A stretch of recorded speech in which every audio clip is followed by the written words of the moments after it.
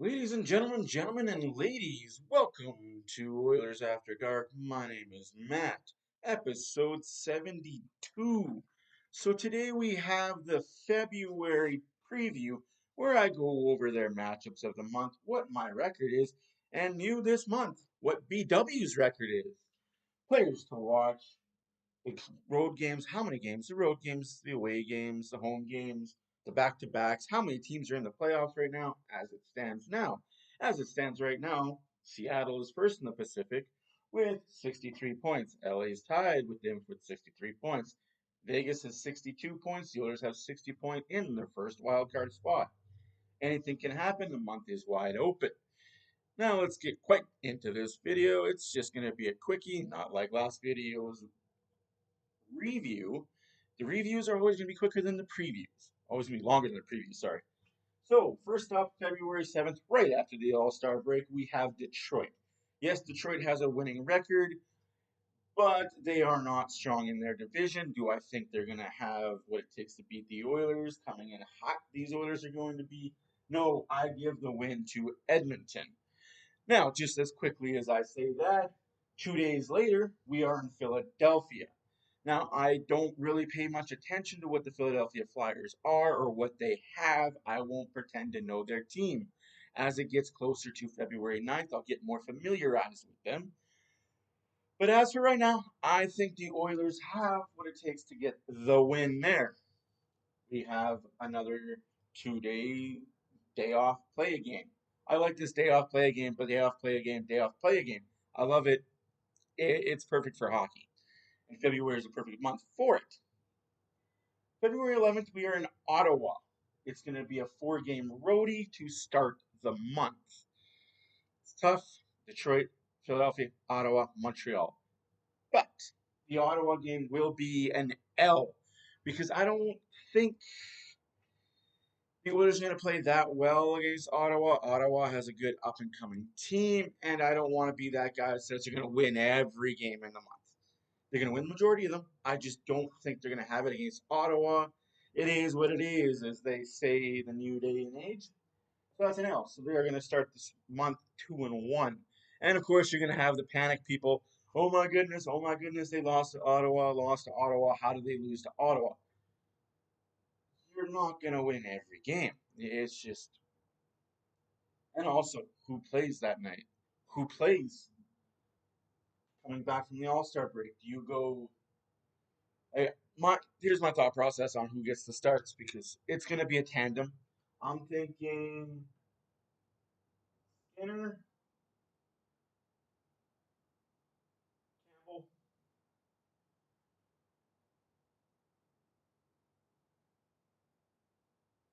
Campbell, Skinner.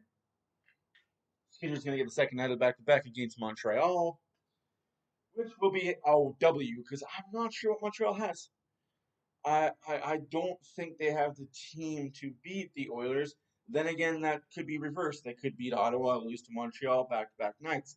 Wouldn't that be grand? So, we move on. We are now home against Detroit on February 15th. We get Valentine's Day off. Isn't that amazing for all of you guys that have loved ones? You can spend it without watching the Oilers. We got Detroit. That'll be another victory in the column. Due to just because I don't know what Detroit has. I don't think they have what it takes to beat this Oilers team when it's gelling. Again, PK and power play will be important this month. Then we move on to February 17th. We are at home again. And we play the Rangers. Now, we're going to beat the Rangers. And this is why I say we're going to beat the Rangers. It's going to be game one of their back to back. They play in Edmonton on the 17th, and they go to Calgary on the 18th. Now, depending on who the Rangers think they need to beat, who they can beat, what their strategy is, who's their backup, who's going to play against the Oilers, who's going to play against the Flames. If it was me personally, I would put the backup in against the Oilers and save Shesterkin for Calgary. But that's just me. I don't know what their schedule is after the Edmonton Calgary game. It could be Edmonton Calgary, day off, play Vancouver. I don't know. I will look into more of that when I do the review. But again, I think they're going to play back up against the Oilers. Oilers are going to get that win. We move on. We got February 19th at Colorado. That'll be another victory for the Oilers. One. Two reasons that's a victory. We owe them one. They're not going to make the playoffs at the end of the year. They are also playing game 2 of a back-to-back where they are in St. Louis the night before. And it'll be 4 games in 6 nights for them. 4 games, 6 nights, back-to-back, game 2 of it. Tired team, Oilers should take advantage. And I'm going to assume they're going to take advantage. And this is where it gets fun. So we're going to go Skinner. We'll play Skinner. And we'll give Skinner the 19th as well.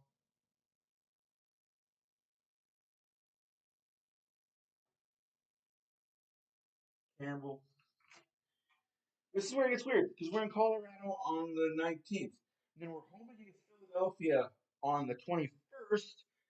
Another win for the Oilers. Keep it along. All right, good. Now on the 25th, on the 23rd, sorry, we're back in Pittsburgh. So we go home for Philly, on the road to Pittsburgh. We're gonna get that L. We're gonna take that L on the chin. Now I've been hearing a lot of stuff about Pittsburgh's defense and how bad they are, how they're sieves. They can't keep the puck out of the net, but they can score at a pretty good clip. They got Hagelin, they got Letang, they got Crosby, they got Malkin, they got Rust, they got offense. And just like the Oilers, might be a 6-5 game. Or it could be a 1-0 Snorefest. Depending on which team wants to play better defense that night, could be a high score, could be a very low score. I'm going to give the win to the Pittsburgh Penguins just because of experience, and I think Jari's going to figure it out eventually. Now we got 25th against Columbus, a team we definitely owe one to. Ruined our pretty good win streak we could have had, but I digress. It's a different month. We get that win. We're going to put Campbell in net for that.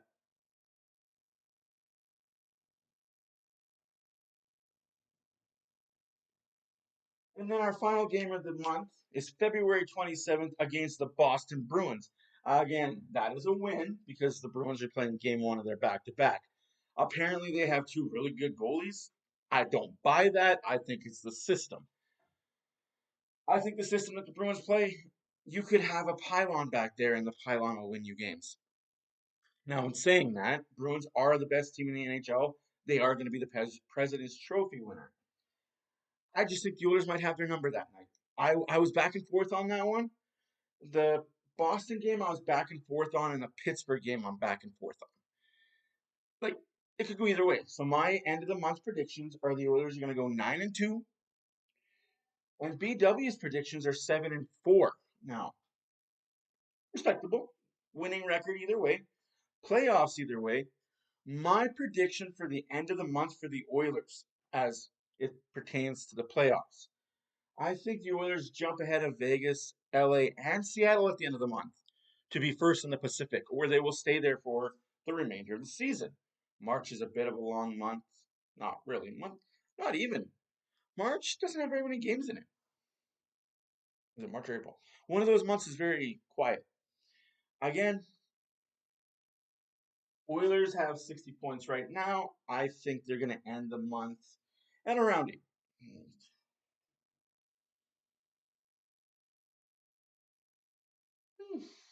About 78, 78, 80. Hey, pretty damn good. Anyways, that's my predictions. 9-2. BW's is 7-4. And now, players to watch. I have Hopkins, Kane, and Dehane.